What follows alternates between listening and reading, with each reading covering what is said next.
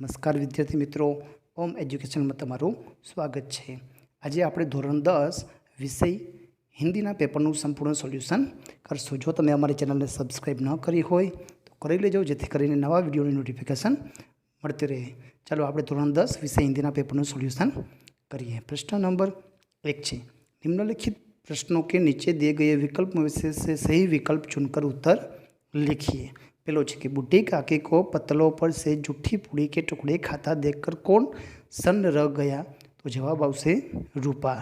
Number 2, मेरी वेशभूषा ही इस बात का परिचय देती है कि मैं यहाँ का निवासी नहीं हूँ। यह वाक्य कौन किससे कहता है? तो जवाब आवशे दंतुल कालिदास से कहता है। प्रश्न नंबर 3, लाला सदानंद ने कहने पर सादीराम ने पत्रिकाओं के चित्रों का क्या किया? तो जवाब आवशे बी, एल्बम बनाया। पछीनो प्रश्न है कि सही विकल्प चुनकर रिक्त स्थानों की पूर्ति कीजिए। खाली जगह कंपनी के विज्ञापन में लिखा था कि महिलाएं उम्मीदवार आवेदन न करें। तो जवाब आवशे टेल्को। नंबर 2, प्रोफेसर रामिस का ड्रीम प्रोजेक्ट खाली जगह था।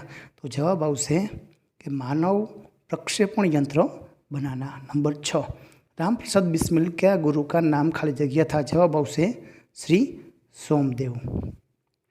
निम्नलिखित वाक्यों में से सही वाक्यांश चुनकर पूरा वाक्य फिर से लिखिए।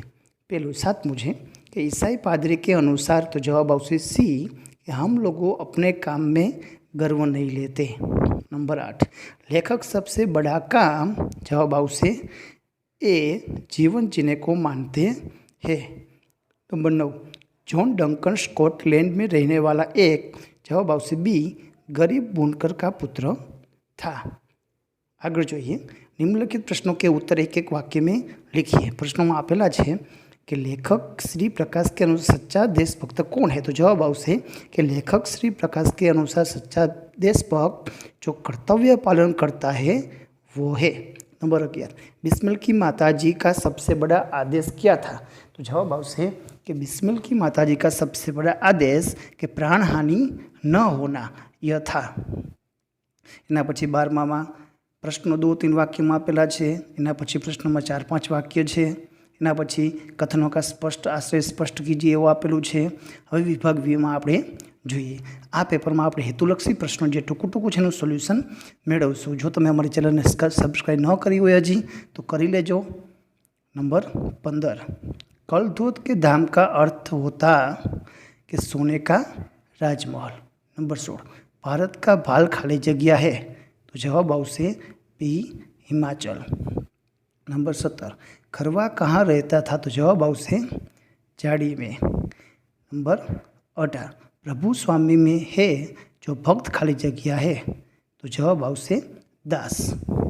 लोमड़ी ने खाली जगह कहकर कुत्ते को संबोधित किया। तो जवाब आवशे मामा। नंबर 20, साधु बाहर से खाली जगह होता है। जवाब आवशे नम्र।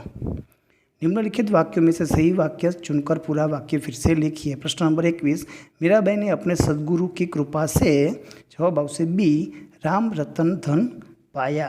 नंबर 22, आजकल के साधु के सामने कोई तर्क करने आए तो वे।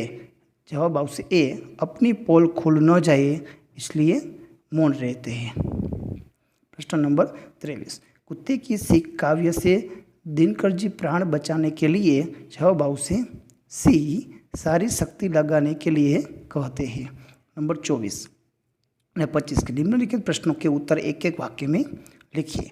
तो जन्मभूमि काव्य में भारत की किन नारियों की बात की गई है, बताई गई है? जवाब आवशे सीता, अहल्या और सावित्री। नंबर 25, कवि ने नावों की नगरी किसे कहा है? जवाब आवशे कश्मीर।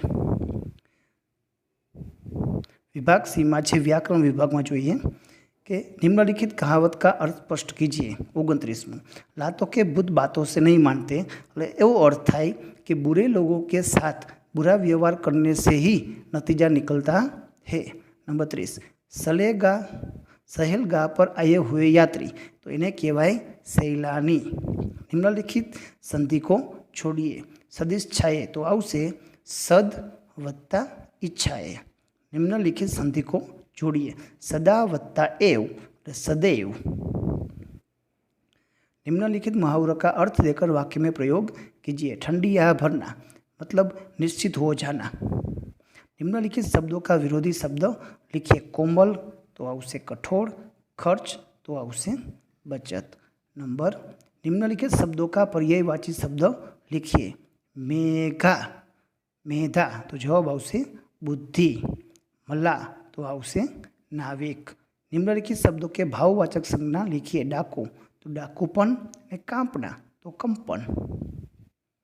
निम्नलिखित शब्दों के विशेषण संज्ञा लिखिए। बर्फ तो बर्फीला।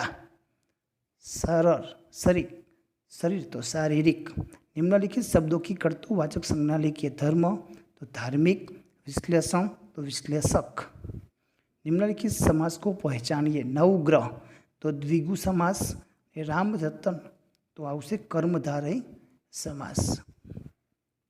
तो आ હતું હેતુલક્ષીનું પ્રશ્નનું સોલ્યુશન. વિભાગ ડીમાં આપણને નિમ્નલિખિત સંક્ષિપ્ત ટિપ્પણી લીખી આપેલું છે. પ્રશ્ન પેરેગ્રાફ આપેલો છે, એના ઉપરથી પ્રશ્નોના જવાબ લખવાના છે. આપણને પત્ર આપ્યો છે, કહાની આપી છે અને નિબંધ પણ આપેલો છે. આભાર.